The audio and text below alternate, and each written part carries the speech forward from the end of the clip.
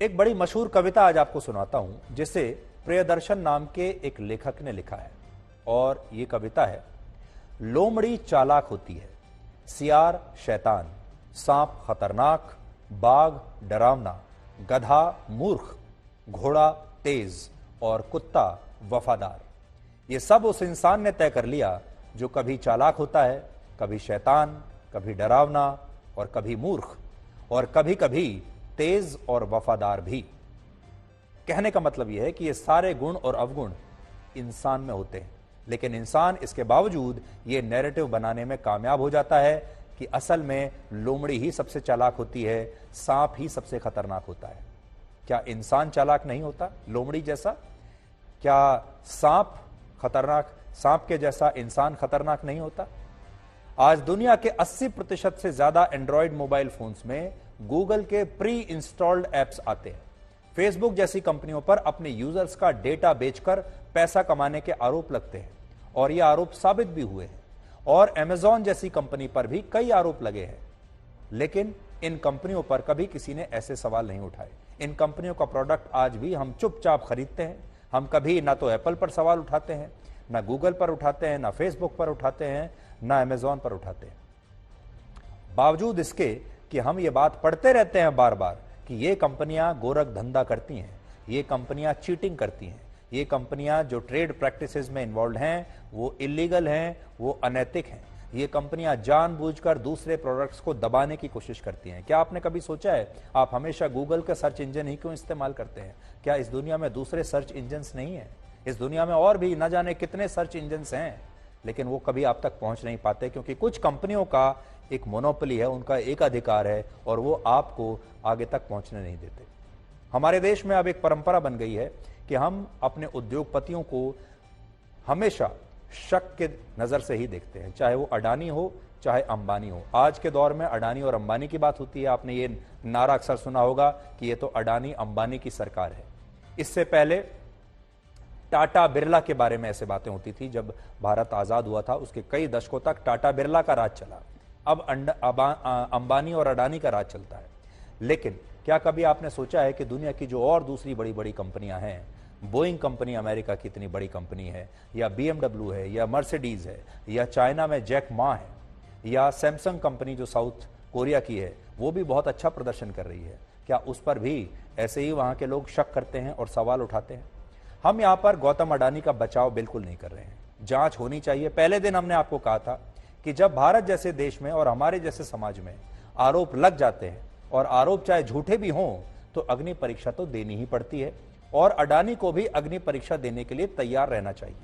लेकिन देश की जनता को क्या सोचना होगा? देश की जनता को इस अग्नि परीक्षा के नतीजे का इंतजार करना चाहिए पेशेंस के साथ, लेकिन साथ ही यह भी सोचना चाहिए कि कहीं ऐसा तो नहीं कि पूरी दुनिया में बड़े स्तर पर कोई षड्यंत्र रचा जा रहा हो जिसमें हमारे देश के ही उद्योगपतियों को निशाने पर लिया जा रहा हो, जिसमें हमारे देश में एक ऐसी परंपरा बनाने की कोशिश हो रही हो कि हम अपने ही देश के उद्योगपतियों का साथ देना छोड़ दें। ये उद्योगपति जो हमारे देश में विकास भी करते हैं, हमारे देश में लोगों को नौकरियां भी देते हैं, हजारों नहीं लाखों लोगों को नौकरियां देते हैं, हजारों परिवार उससे चलते हैं, लेकिन फिर भी हम इसमें सिर्फ भ्रष्टाचार देखते हैं, कोई और चीज नहीं देखते। इसलिए इस थ्योरी पर भी नैरेटिव दोनों तरफ से चल रहे हैं। एक नैरेटिव तो यह है कि अडानी और मोदी मिले हुए हैं और ये दोनों मिलकर देश को लूट रहे हैं। एक ये नैरेटिव है जो आपको दिया जा रहा है, जो कि चुनाव के मद्देनजर आपसे ये बात की जा रही है, ताकि जब चुनाव होगा तो इसे बड़ा मुद्दा बनाया जाएगा और भ्रष्टाचार का आरोप लगाया जाएगा। 2019 में भी आप याद कर लीजिए, रफाल विमान की जो डील थी उसमें भी बिल्कुल यही पटकथा लिखी गई थी। इस बार भी वैसा ही है। तो एक नैरेटिव तो ये है, एक कहानी ये है जो आपके सामने पेश की जा रही है, लेकिन दूसरी कहानी भी आज मैं आपके सामने पेश कर रहा हूं। वो ये कि हो सकता है कि ये पश्चिमी देशों का कोई बहुत बड़ा षड्यंत्र हो सकता है कि ये नरेंद्र मोदी को निशाना लगाने का एक षड्यंत्र हो सकता है कि गौतम अडानी को नरेंद्र मोदी के साथ दोस्ती का फायदा तो शायद कभी नहीं हुआ होगा, लेकिन नुकसान जरूर हो रहा है। इस बारे में भी एक बार आप सोचिएगा। और बार बार हमारे दिमाग में ये बात भर दी जाती है कि हम अपने देश के बड़े बड़े उद्योगपतियों से नफरत करें, उनका सम्मान ना करें, या फिर उन्हें हमेशा शक की नजर से देखें। तो इस दूसरे नैरेटिव पर भी गौर जरूर कीजिएगा। और आखिर में आपसे हम ये कहेंगे कि किसी ने कोई भी आरोप लगाया है, आज हम राहुल गांधी की बात को भी खारिज नहीं कर सकते कि राहुल गांधी झूठ ही कह रहे हैं। हम बस इतना कहना चाहते हैं कि राहुल गांधी ने जो आरोप लगाए हैं, आज मैंने राहुल गांधी के आरोपों के बारे में आपको कुछ सच्चाई बताने की कोशिश की रिसर्च के जरिए, लेकिन क्या राहुल गांधी अपने आरोपों को सिद्ध करने के लिए भी कुछ रिसर्च नहीं करेंगे? क्या राहुल गांधी ने जो आरोप लगाए हैं आज संसद में, अब उन्हें अपने अगले भाषण में उन आरोपों के सबूत उन्हें देने चाहिए, लॉजिक देना चाहिए, तर्क देने चाहिए और यह साबित करना चाहिए, जैसे एक वकील साबित करता है अदालत में और कहता है कि हेंस प्रूव्ड, इससे यह साबित होता है और जज मान लेता है एक वकील की बात कि हां आपकी बात बिल्कुल सही है। एक वकील केस को जीतता है, दूसरा वकील उस केस को हार जाता है।